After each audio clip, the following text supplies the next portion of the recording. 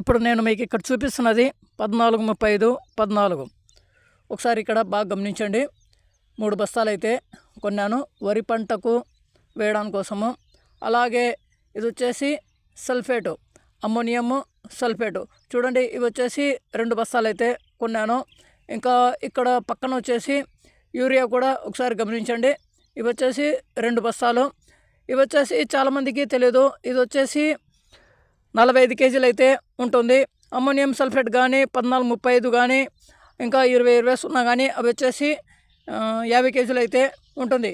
ఇది వచ్చేసి muriate of potash MOP ఎర్ర పొటాష్ చూడండి.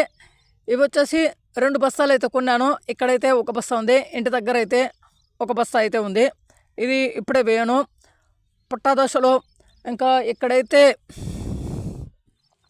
కంకిలు బయటకు వచ్చిన తర్వాత 1-2 గమనించిన తర్వాత అప్పుడు కలుపుకొని చల్లుకుంటాను పొటాషు సల్ఫేటు. ఇప్పుడు 14:35 అలాగే యూరియా ఈ 2 కలుపుకొని చల్లుకుంటున్నాను. మీకు వరి పంట కూడా చూపిస్తాను చూడండి.